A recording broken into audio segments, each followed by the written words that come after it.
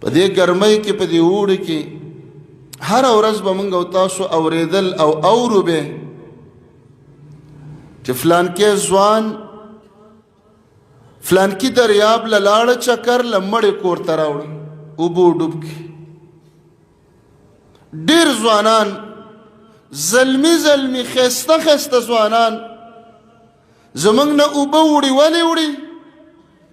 اوبه د پسې کور ته نه دي راغلي، دا لیونی د کوره ووته او چکر له لاړه او په دریابونو کې منډې والي، غوپې والي، چکرې والي، لامبوی کولی. الله رب العالمین په اوبو کې تسا واغستله. رسول الله علیه السلام فرمای سمندر له به چکر له نه ځئ، خو د عبرت دپاره الله رب العالمین د ثمودیانو هغه کورونه، دیوالونه، کنډرات، کنډرې هغه تر ننه پورې باقي پرېښوستل. نو رسول الله علیه السلام چې کله تبوک ته لاړه نو د ثمودیانو په کنډراتو باندې تېرېده. د هغوی د لاس آبادۍ ولاړې دي، د هغوی د لاس په غرونو کې نښې موجود دي. صحابه کرامو منډه کړله د ثمودیانو د دې کنډراتو طرف ته. رسول الله علیه السلام ورته فرمایي تاسو څنګه په منډه دې کنډراتو ته ورځئ؟ و یا رسول الله علیه السلام عجیبه منظر دی، لک سیل کوسیل چې د ثمودیانو چې په منځ کې سوونه کاله تیر شوي دي د هغوی آبادۍ د لاس نښې شته.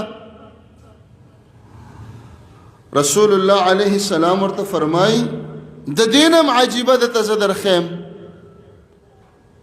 تاسو کې یو سړی شته ځان ورته یادئ، د تېرې شوې زمانې حالات هم درته بیان کړل او د راروانې زمانې حالات هم درته بیانوي.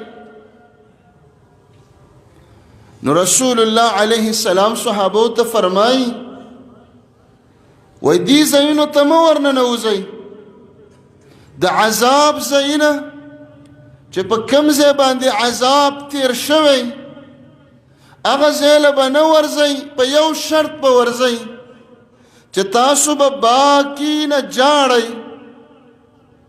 د مخکنو قومونو امتونو د عذاب نښې لیدل، د عذاب ځایونه لیدل، هله به جایز وي چې ته جاړې د هغې سره، او که جړا وی نه درځي نو د جړا شکل جوړ کړئ، خوله د جړا په شانتې کوي.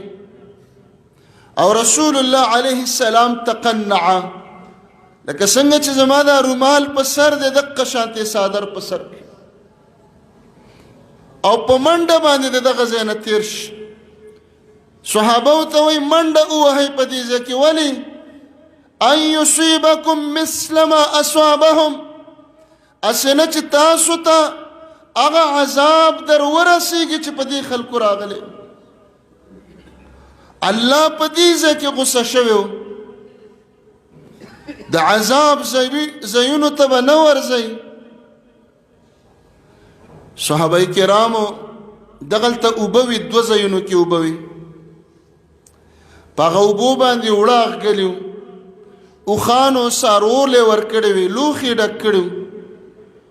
رسول الله علیه السلام امر وکړي چې په دې اوبو باندې تاسو کوم اوړه اغږلي دي دغه اوړه توی کوي او اوښانو ته کېږدئ چې اوښان یې وخوري. موږ د عذاب د ځای په اوبو باندې اوړه نه اغږو، کوم لوښو کې چې اوبه اچولي دي هغه توی کوي.